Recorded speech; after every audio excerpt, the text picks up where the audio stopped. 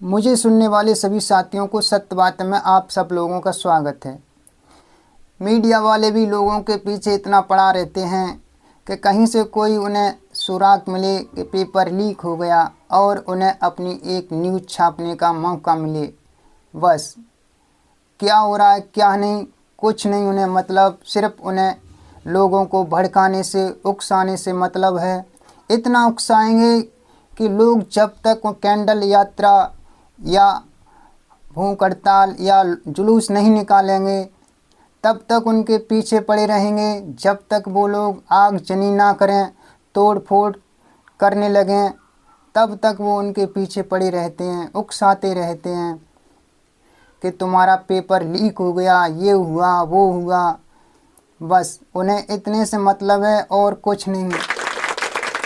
अगर आप लोग अपने बच्चों को तैयारी कराते हैं, जी तोड़ उनको एकेडमी में तैयारी कराते हैं, उन्हें इतना सफल बनाते हैं कि वो अपनी परीक्षा निकाल लेंगे, तो आपको किसका डर है? आप सब लोग क्यों ऐसा करते हो कि बच्चों को पेपर कहीं से लाकर दे दो, उन्हें तैयारी करा दें और वो पेपर निकाल लें? जब आपने तैयारी कराई है तो आपका क्यों डर सताया जा रहा है? एक अपनी छाप के लिए, अपनी एकेडमियों के लिए लोग इतना कुछ करते हैं कि लोगों के बच्चों की ज़िंदगी के साथ खिलवाड़ हो जाए। बस उन्होंने जितना कमाना था कमा लिया, बच्चों की ज़िंदगी बने या ना बने इससे कोई मतलब नहीं। अपनी नौकरी लग नहीं सकी तो दूसरों की भी लगने नहीं देंगे।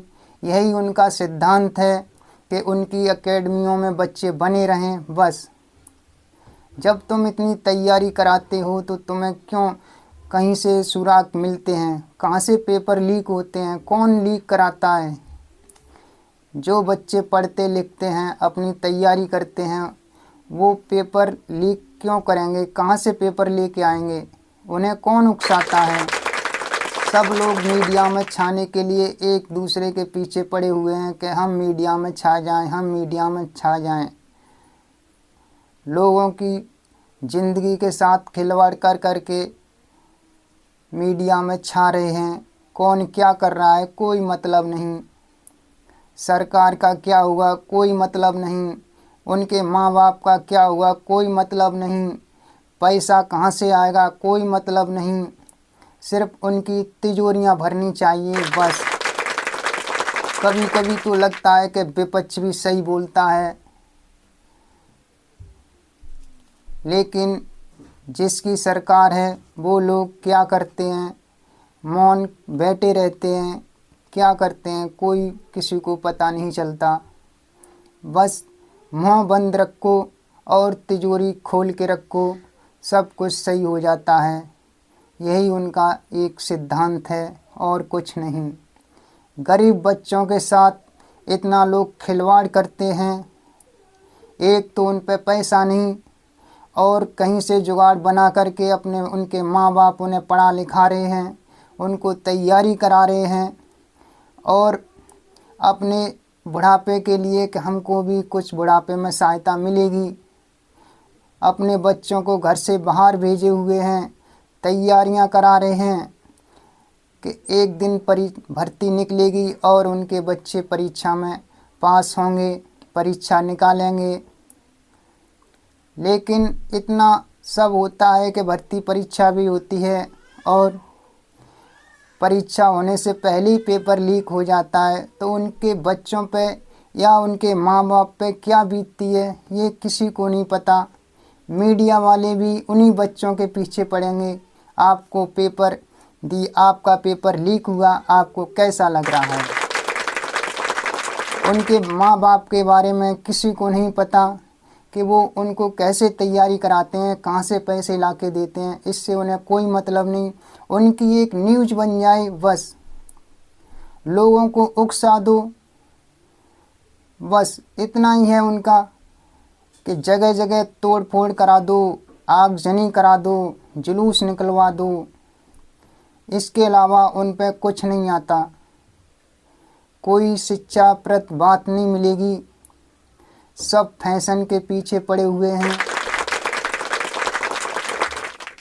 उनको इसी बात का पैसा मिलता है कि एक नई खबर छापो, नई खबर ढूंढ के लाओ। बस इससे बचने के लिए बस एक ही उपाय है कि उस जिस दिन भर्ती परीक्षा हो उस दिन सारा नेट बंद कर दिया जाए। बस जब नेट बंद हो जाएगा,